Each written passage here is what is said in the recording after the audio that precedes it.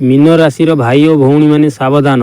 यही महाशिवरात्रि 2024 रे आपण धन चाकरी व्यवसाय और भाग्य को पूरा परिवर्तन करें।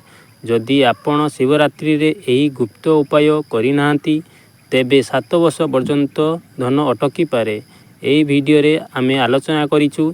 वीडियोटी शेष पर्यंत देखंतु।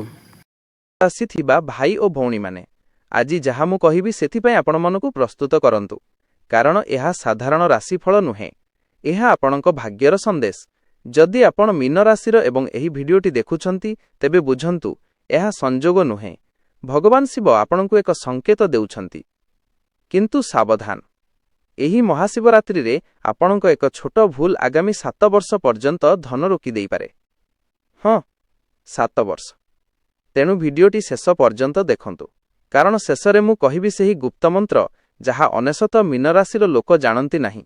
मीन राशि एबे मु जहा कहिबी सेही कथा सबु लोकंकु कुहा जाय नाही, कारण यह आपणक राशिर गुप्त धन नक्षत्र सह जड़ित। मीन राशिर अधिपति बृहस्पति। बृहस्पति जेतेबेले शिव तत्व सह जोग हुए सेतेबेले धन वृद्धि चक्र सक्रिय हुए। किंतु एहा पई दरकार मनर पवित्रता एवं एक छोट नियम। महाशिवरात्रि पूर्वरु 3 दिन आपण चेष्टा करंतु काहा सहित झगड़ा न करिबाकू। मीन राशि लोक माने अधिक समय चुप रुहंती, किंतु जेतेबेले कहंती भावनारे कहंती। एही 3 दिन आपणक शब्द उपर नियंत्रण रखंतु, कारण शब्द हेउची शक्ति। एबे आसुची सेही गुप्त धन नक्षत्र विषय। मीन राशि रे पूर्व भाद्रपद, उत्तर भाद्रपद और रेवती नक्षत्र थाए। जदि आपण पूर्व भाद्रपद नक्षत्रर तेबे आपणकु धन आसे अचानक, किंतु रहे नाही। जदि आपण उत्तर भाद्रपद तेबे धन धीरे आसे किंतु रही जाए। जदि आपण रेवती तेबे आपणकु विदेश धन जोग शक्तिशाली। एबे ध्यान रे सुनंतु, महाशिवरात्रि राति रे एक छोट स्फटिक बा रूपा चेन शिवलिंग पाखरे रखंतु। ओ नमः शिवाय 108 थर जप करंतु। तापरे सेही चेन आपण पिंधंतु। एहा आपणक धन तरंग को स्थिर करिवो। किंतु सावधान, मीन राशिर सबुठारु बड़ शत्रु किए? आलस्य। आपण स्वप्न देखंती, बड़ लक्ष्य रखंती, किंतु कार्य देरी करंती। एही महाशिवरात्रि आपणको एक संकल्प नेबाकू पड़िबो। मु आजिठारु कार्य आरंभ करिबी। आपण एहा ध्यान देइछंती कि आपणक जीवन रे सबुठारु बड़ सफलता फेब्रुआरी, मार्च किंबा अक्टोबर मासरे आसी थाए। काहींकि राशि थिबा भाई और भौणी माने आज जहाँ मु कहिबी सेथिपई आपण मनकु प्रस्तुत करंतु, कारण यह साधारण राशिफल नुहे, यह आपणक भाग्यर संदेश। जदि आपण मीन राशिर एवं एही भिडियोटी देखुछंती तेबे बुझंतु यह संजोग नुहे, भगवान शिव आपणकु एक संकेत देउछंती। किंतु सावधान, एही महाशिवरात्रि रे आपणक एक छोट भूल आगामी 7 वर्ष पर्यंत धन रोकी देई पारे। हाँ, 7 वर्ष। तेणु भिडियोटी शेष पर्यंत देखंतु, कारण शेषरे मु कहिबी सेही गुप्त मंत्र जहा 99 मीन राशिर लोक जानती नाही। मीन राशि एबे मु जहा कहिबी सेही कथा सबु लोकंकु कुहा जाय नाही, कारण यह आपणक राशिर गुप्त धन नक्षत्र सह जड़ित। मीन राशिर अधिपति बृहस्पति। बृहस्पति जेतेबेले शिव तत्व सह जोग हुए सेतेबेले धन वृद्धि चक्र सक्रिय हुए। किंतु एहा पई दरकार मनर पवित्रता एवं एक छोट नियम। महाशिवरात्रि पूर्वरु 3 दिन आपण चेष्टा करंतु काहा सहित झगड़ा न करिबाकू। मीन राशि लोक माने अधिक समय चुप रुहंती, किंतु जेतेबेले कहंती भावनारे कहंती। एही 3 दिन आपणक शब्द उपर नियंत्रण रखंतु, कारण शब्द हेउची शक्ति। एबे आसुची सेही गुप्त धन नक्षत्र विषय। मीन राशि रे पूर्व भाद्रपद, उत्तर भाद्रपद और रेवती नक्षत्र थाए। जदि आपण पूर्व भाद्रपद नक्षत्रर तेबे आपणकु धन आसे अचानक, किंतु रहे नाही। जदि आपण उत्तर भाद्रपद तेबे धन धीरे आसे किंतु रही जाए। जदि आपण रेवती तेबे आपणकु विदेश धन जोग शक्तिशाली। एबे ध्यान रे सुनंतु, महाशिवरात्रि राति रे एक छोट स्फटिक बा रूपा चेन शिवलिंग पाखरे रखंतु। ओ नमः शिवाय 108 थर जप करंतु। तापरे सेही चेन आपण पिंधंतु। एहा आपणक धन तरंग को स्थिर करिवो। किंतु सावधान, मीन राशिर सबुठारु बड़ शत्रु किए? आलस्य। आपण स्वप्न देखंती, बड़ लक्ष्य रखंती, किंतु कार्य देरी करंती। एही महाशिवरात्रि आपणको एक संकल्प नेबाकू पड़िबो। ମୁଁ ଆଜିଠାରୁ କାର୍ଯ୍ୟ ଆରମ୍ଭ କରିବି। ଆପଣ ଏହା ଧ୍ୟାନ ଦେଇଛନ୍ତି କି ଆପଣଙ୍କ ଜୀବନରେ ସବୁଠାରୁ ବଡ଼ ସଫଳତା ଫେବୃଆରୀ, ମାର୍ଚ୍ଚ କିମ୍ବା ଅକ୍ଟୋବର ମାସରେ ଆସିଥାଏ?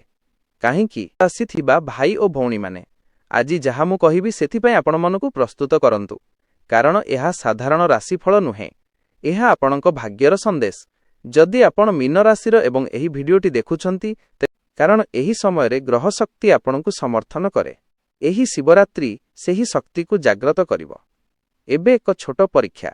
ଆପଣ ଭିଡିଓ ଦେଖୁଥିବା ବେଳେ ଯଦି ଆପଣଙ୍କ ଶରୀରରେ କମ୍ପନ ହେଉଛି କିମ୍ବା ମନରେ ଅଜଣା ଶାନ୍ତି, ତେବେ ବୁଝନ୍ତୁ ଏହି ସନ୍ଦେଶ ଆପଣଙ୍କ ପାଇଁ। ମୀନ ରାଶି, ଆପଣଙ୍କ ଜୀବନରେ ଏକ ବ୍ୟକ୍ତି ଅଛନ୍ତି ଯିଏ ଆପଣଙ୍କୁ ବୁଝୁନାହାନ୍ତି, କିନ୍ତୁ ତାଙ୍କ କଥା ଆପଣଙ୍କୁ ଅଧିକ ପ୍ରଭାବିତ କରେ। ମହାଶିବରାତ୍ରି ପରେ ସେହି ବ୍ୟକ୍ତି ସହ ଆପଣଙ୍କ ସମ୍ପର୍କର ପରିବର୍ତ୍ତିତ ହେବ। କିମ୍ବା ସେ ଦୂରେ ଯିବେ କିମ୍ବା ସେ ଆପଣଙ୍କ ସଫଳତାର କାରଣ ହେବେ।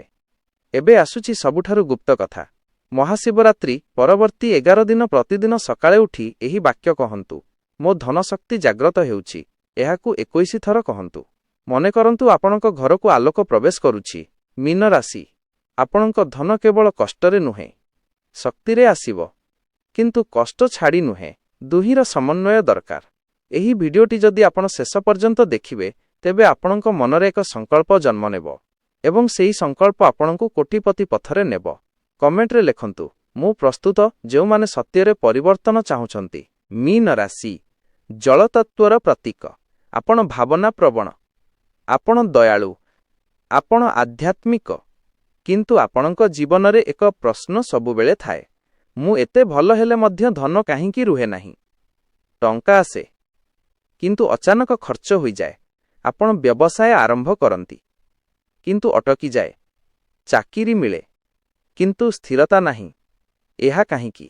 କାରଣ ଆପଣଙ୍କ ଧନ ଯୋଗ ସକ୍ରିୟ ହୋଇନାହିଁ। ମହାଶିବରାତ୍ରି, ଏହି ଦିନ ସାଧାରଣ ନୁହେଁ।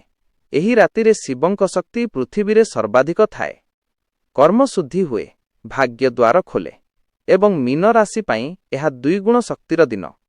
କିନ୍ତୁ ଏହି ଦିନ ଯଦି ଆପଣ ଧାର ଦିଅନ୍ତି, ଝଗଡ଼ା କରନ୍ତି, ମିଥ୍ୟା କହନ୍ତି, ମାଂସ ମଧ୍ୟ ସେବନ କରନ୍ତି, ତେବେ ଧନଯୋଗ ବନ୍ଦ ହୋଇଯିବ। ଏବେ ଆସୁଛି ସେହି ଧଟି କାମ। ମହାଶିବରାତ୍ରି ରାତିରେ ଶିବଲିଙ୍ଗ ସାମ୍ନାରେ ବସନ୍ତୁ, ବେଲପତ୍ର ଦିଅନ୍ତୁ, ଗଙ୍ଗାଜଳ ଦିଅନ୍ତୁ, 108 ଥର ଓ ନମଃ ଶିବାୟ ଜପ କରନ୍ତୁ। ମୀନ ରାଶିର ପ୍ରିୟ ଭାଇ ଓ ଭଉଣୀମାନେ, ଆଜିର ଏହି ଭିଡିଓଟି ସାଧାରଣ ନୁହେଁ। ଆଜି ମୁଁ ଆପଣଙ୍କ ସହିତ ଏମିତି ଗୁପ୍ତ ତଥ୍ୟ ଆଲୋଚନା କରିବି ଯାହା ଶତାବ୍ଦୀ ଧରି ଗୁରୁ ଶିଷ୍ୟ ପରମ୍ପରାରେ ଲୁଚି ରହିଛି। ଯଦି ଆପଣ ମୀନ ରାଶିର ଅଟନ୍ତି ଏବଂ ଏହି ଭିଡିଓ ଆପଣ ଦେଖୁଛନ୍ତି, ତେବେ ବୁଝନ୍ତୁ, ଏହା କେବଳ ଏକ ଯୋଗାଯୋଗ ନୁହେଁ, ଏହା ଏକ ଦିବ୍ୟ ଆହ୍ୱାନ। କାରଣ ଆସୁଥିବା ମହାଶିବରାତ୍ରି ଆପଣଙ୍କ ଭାଗ୍ୟର ଦ୍ୱାର ଖୋଲିପାରେ କିମ୍ବା ପୂରାପୂରି ବନ୍ଦ କରିଦେଇପାରେ। ହଁ, ମୁଁ ଫେରି କହୁଛି, ଏକ ଛୋଟ ଭୁଲ ଆଗାମୀ କିଛି ବର୍ଷ ଧରି ଆପଣଙ୍କୁ ଆର୍ଥିକ ସଙ୍କଟରେ ରଖିପାରେ। କିନ୍ତୁ ଏକ ଛୋଟ ସଠିକ୍ କାମ ଆପଣଙ୍କୁ କୋଟିପତି ପଥରେ ନେଇଯାଇପାରେ। ତେଣୁ ଶେଷ ପର୍ଯ୍ୟନ୍ତ ଦେଖନ୍ତୁ, କାରଣ ଶେଷରେ ମୁଁ ଗୋଟିଏ ଗୁପ୍ତ ମନ୍ତ୍ର ଓ ଗୋଟିଏ ବିଶେଷ ଧନ ଆକର୍ଷଣ ସାଧନା କହିବି। ମୀନ ରାଶିର ଆସଲ ଚରିତ୍ର। ମୀନ ରାଶି ହେଉଛି ଜଳତତ୍ତ୍ୱର ରାଶି। ଏହା ଭାବନା, ଅନୁଭୂତି ଓ ଆଧ୍ୟାତ୍ମିକତାର ପ୍ରତୀକ। ଏହାର ଅଧିପତି ଗ୍ରହ ବୃହସ୍ପତି ଅର୍ଥାତ୍ ଗୁରୁ। ଗୁରୁ ଅର୍ଥ ଜ୍ଞାନ, ବୃଦ୍ଧି, ଧନ, ଦିବ୍ୟ କୃପା। ମୀନ ରାଶି ଲୋକେ ସାଧାରଣତଃ ଅତ୍ୟନ୍ତ ଦୟାଳୁ, ଅନ୍ୟଙ୍କୁ ସାହାଯ୍ୟକାରୀ, ପ୍ରତି ଭକ୍ତ, ଅତ୍ୟନ୍ତ ସମ୍ବେଦନଶୀଳ। କିନ୍ତୁ ଏହି ଦୟା ଅନେକ ସମୟରେ ଆପଣଙ୍କ ଧନହାନିର କାରଣ ହୁଏ। ଆପଣ ଅନ୍ୟଙ୍କୁ ଧାର ଦିଅନ୍ତି, ସାହାଯ୍ୟ କରନ୍ତି, କିନ୍ତୁ ପରେ ଟଙ୍କା ଫେରି ମିଳେନି। ଆପଣଙ୍କୁ ଲାଗେ, ମୁଁ ଭଲ କରୁଛି, ତଥାପି ମୋ ଜୀବନରେ ଧନ କାହିଁକି ରହୁନି? ଏହାର ଉତ୍ତର ହେଉଛି ମିଳିବ। ମହାଶିବରାତ୍ରିର ଦିବ୍ୟ ରହସ୍ୟ। ମହାଶିବରାତ୍ରି ହେଉଛି ସେହି ରାତି ଯେଉଁଦିନ ଭଗବାନ ଶିବ ତାଣ୍ଡବ କରିଥିଲେ। ଏହି ରାତିରେ ଶିବ ଶକ୍ତି ସର୍ବାଧିକ ସକ୍ରିୟ ରହେ। ଏହି ରାତିରେ କର୍ମ ଶୁଦ୍ଧି ହୁଏ, ପାପ କମିଯାଏ, ଭାଗ୍ୟ ସକ୍ରିୟ ହୁଏ, ଧନଯୋଗ ଜାଗ୍ରତ ହୁଏ। ବିଶେଷ କରି ମୀନ ରାଶି ପାଇଁ, କାରଣ ଗୁରୁ ଓ ଶିବଙ୍କ ଶକ୍ତି ଏହି ଦିନ ଏକତ୍ର ହୁଏ। ଏହି ଭୁଲ ଆପଣଙ୍କୁ ଦରିଦ୍ର ରଖିପାରେ। ମହାଶିବରାତ୍ରି ଦିନ କାହାକୁ ଧାର ଦିଅନ୍ତୁ ନାହିଁ, ଝଗଡ଼ା କରନ୍ତୁ ନାହିଁ, ମାଂସ ମଧ୍ୟ ସେବନ କରନ୍ତୁ ନାହିଁ, ମିଥ୍ୟା କହନ୍ତୁ ନାହିଁ, ଅପମାନ କରନ୍ତୁ ନାହିଁ। ଏହି କାର୍ଯ୍ୟଗୁଡ଼ିକ ଧନଯୋଗକୁ ବନ୍ଦ କରିଦେଇଥାଏ। ସେହି ଧଟି କାମ ଧନ ଦ୍ୱାର ଖୋଲିବ। ଏବେ ଆସୁଛି ସବୁଠୁ ମହତ୍ତ୍ୱପୂର୍ଣ୍ଣ ଭାଗ। ମହାଶିବରାତ୍ରି ରାତିରେ ଶିବଲିଙ୍ଗ ସାମ୍ନାରେ ବସନ୍ତୁ, ବେଲପତ୍ର ଦିଅନ୍ତୁ, ଗଙ୍ଗାଜଳ ବା ସାଧାରଣ ପାଣି ଦିଅନ୍ତୁ, ଧୂପ ଦିଅନ୍ତୁ, ଦୀପ ଜ୍ୱାଳନ କରନ୍ତୁ ଏବଂ 108 ଥର ଓ ନମଃ ଶିବାୟ ଜପ କରନ୍ତୁ। ମୀନ ରାଶିର ଲୋକମାନେ, ଆପଣମାନେ ବହୁତ ସମୟ ଏକ କଥା ଅନୁଭବ କରିଥିବେ ଯେତେବେଳେ ଆପଣ କାହାକୁ ସହଯୋଗ କରନ୍ତି ସେ ବ୍ୟକ୍ତି ଆଗକୁ ବଢ଼ିଯାଏ କିନ୍ତୁ ଆପଣ ସେଇଠି ରହିଯାଆନ୍ତି। ଏହା କେବଳ ସଂଯୋଗ ନୁହେଁ, ଏହା ଆପଣଙ୍କ ରାଶିର ଗୁପ୍ତ କର୍ମଚକ୍ର। ମୀନ ରାଶିର ଶାସକ ଗ୍ରହ ହେଉଛନ୍ତି ବୃହସ୍ପତି। ବୃହସ୍ପତି ଦିଅନ୍ତି ଜ୍ଞାନ, ଧର୍ମ, ଦୟା, କିନ୍ତୁ ଧନ ତାହାବେଳେ ଆସେ ଯେତେବେଳେ ଆପଣଙ୍କ ଚିନ୍ତାଶକ୍ତି ଓ କର୍ମଶକ୍ତି ଏକ ଶରୀରେ ଆସେ।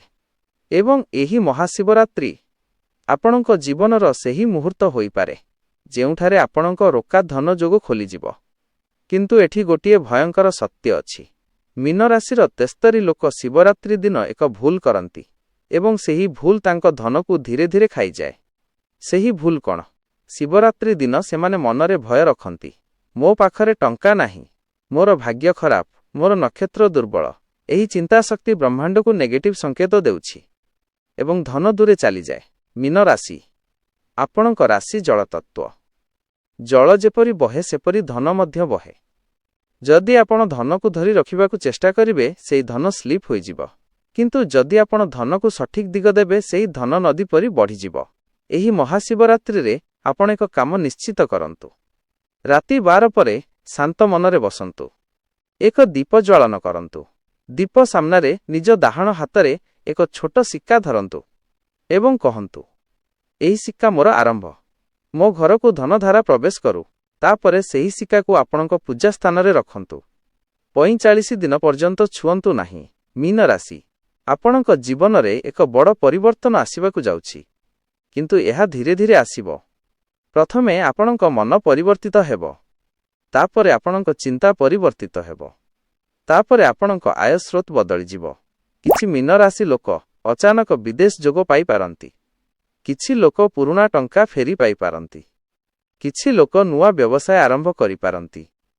କିନ୍ତୁ ଏହାସବୁ ତାହାବେଳେ ଯେତେବେଳେ ଆପଣ ସନ୍ଦେହ ଛାଡ଼ିବେ। ଏବେ ଆସୁଛି ସେହି ଗୁପ୍ତ ସତର୍କବାଣୀ। ମହାଶିବରାତ୍ରି ପରବର୍ତ୍ତୀ 21 ଦିନ କାହାକୁ ଧାର ଦିଅନ୍ତୁ ନାହିଁ। ଯଦି ଦେବେ ସେହି ଧନ ଫେରି ଆସିବାରେ ବିଳମ୍ବ ହେବ ଏବଂ ଆପଣଙ୍କ ଧନ ଯୋଗ ଧୀରେ ହୋଇଯିବ। ମୀନ ରାଶି, ଆପଣ ବହୁତ ସମୟ ଭାବନ୍ତି ଆପଣଙ୍କୁ କେହି ବୁଝୁନାହାନ୍ତି, କିନ୍ତୁ ଭଗବାନ ଶିବ ଆପଣଙ୍କ ନୀରବ ପ୍ରାର୍ଥନା ଶୁଣୁଛନ୍ତି। ଏହି ମହାଶିବରାତ୍ରି ଆପଣଙ୍କ ପାଇଁ ପରୀକ୍ଷା ନୁହେଁ, ଏହା ପୁରସ୍କାରର ଦିନ। ଏକ କାହାଣୀ ଶୁଣନ୍ତୁ। ଏକ ମୀନ ରାଶିର ବ୍ୟକ୍ତି ବର୍ଷରୁ ବର୍ଷ ଧନ ସମସ୍ୟାରେ ଥିଲେ। ସେ ଶିବରାତ୍ରି ଦିନ ମନରୁ ପ୍ରାର୍ଥନା କଲେ, ଦାନ କଲେ, ମନ୍ତ୍ର ଜପ କଲେ। 45 ଦିନ ପରେ ତାଙ୍କୁ ଅଚାନକ ଏକ ବଡ଼ ପ୍ରୋଜେକ୍ଟ ମିଳିଲା ଏବଂ ତାଙ୍କ ଜୀବନ ବଦଳିଗଲା। ଏହା ମାୟା ନୁହେଁ, ଏହା ଶକ୍ତିର ପରିବର୍ତ୍ତନ। ମୀନ ରାଶି, ଆପଣଙ୍କ ଭାଗ୍ୟ ଏହି ମହାଶିବରାତ୍ରିରେ ଲେଖାଯାଉଛି। ଏହି ଭିଡିଓଟି ଯଦି ଆପଣ ଏଠାକୁ ଦେଖୁଛନ୍ତି ତେବେ ବୁଝନ୍ତୁ ଏହା ସଂଯୋଗ ନୁହେଁ, ଏହା ସଂକେତ। କମେଣ୍ଟରେ ଲେଖନ୍ତୁ, ମୋ ଧନ ଯୋଗ ଖୋଲୁଛି ଏବଂ ଆପଣଙ୍କ ଜନ୍ମ ତାରିଖ ଲେଖନ୍ତୁ। ମୁଁ ଆପଣଙ୍କ ପାଇଁ ଆଶୀର୍ବାଦ ମନ୍ତ୍ର କହିବି। ଆଗକୁ ଆଉ ଗଭୀର ରହସ୍ୟ ଆସୁଛି ମୀନ ରାଶିର ଗୁପ୍ତ ଧନ ନକ୍ଷତ୍ର ବିଷୟରେ, ଯାହା କେବଳ କିଛି ଲୋକ ଜାଣନ୍ତି। କିନ୍ତୁ ଏଠି ଗୁପ୍ତ କଥା ଅଛି। ମନ୍ତ୍ର ଜପ ସମୟରେ ନିଜକୁ ଆଗାମୀ 1 ବର୍ଷ ପରେ କଳ୍ପନା କରନ୍ତୁ। ଆପଣ ଏକ ସଫଳ ବ୍ୟକ୍ତି, ଆପଣଙ୍କ ବ୍ୟାଙ୍କ ବାଲାନ୍ସ ବଢ଼ିଛି, ଆପଣଙ୍କ ଘରେ ସମୃଦ୍ଧି ଆସିଛି। ମନେ କହନ୍ତୁ, ମୁଁ ଶିବଙ୍କ କୃପାରେ ଧନୀ ହେଉଛି, ମୋ ଜୀବନରେ ଧନ ପ୍ରବେଶ କରୁଛି, ମୋ ପରିଶ୍ରମର ଫଳ ମିଳୁଛି। ଦାନର ଶକ୍ତି। ମହାଶିବରାତ୍ରି ଦିନ ଏକ ଦରିଦ୍ରକୁ କ୍ଷୀର, ଫଳ ବା ବସ୍ତ୍ର ଦାନ କରନ୍ତୁ। ଦାନ ହେଉଛି ଧନ ବୃଦ୍ଧିର ସବୁଠୁ ଶକ୍ତିଶାଳୀ ସୂତ୍ର। ଯେତେବେଳେ ଆପଣ ଦାନ କରନ୍ତି ଆପଣ ବ୍ରହ୍ମାଣ୍ଡକୁ ସନ୍ଦେଶ ଦେଉଛନ୍ତି, ମୋ ପାଖରେ ଅଧିକ ଅଛି ଏବଂ ବ୍ରହ୍ମାଣ୍ଡ ଆପଣଙ୍କୁ ଅଧିକ ଦେଇଥାଏ। ଆସନ୍ତା ପରିବର୍ତ୍ତନ ଯଦି ଆପଣ ଏହି ଉପାୟ କରିବେ, ଆସନ୍ତା କିଛି ମାସରେ ଅଚାନକ ଧନଲାଭ, ପୁରୁଣା ରୁକିଥିବା ଟଙ୍କା ଫେରିବ, ନୂତନ ଚାକିରି ସୁଯୋଗ, ବ୍ୟବସାୟରେ ବୃଦ୍ଧି, ଘରେ ଶାନ୍ତି। କିନ୍ତୁ ଗୁପ୍ତ କଥା, ଯଦି ଏହି ଭିଡ଼ିଓ ଆପଣଙ୍କ ମନକୁ ଛୁଇଁଥିଲା ତେବେ ଲାଇକ୍ କରନ୍ତୁ ଏବଂ ଆଷ୍ଟ୍ରୋଭାଗ୍ୟ ଚ୍ୟାନେଲକୁ ସବସ୍କ୍ରାଇବ୍ କରନ୍ତୁ।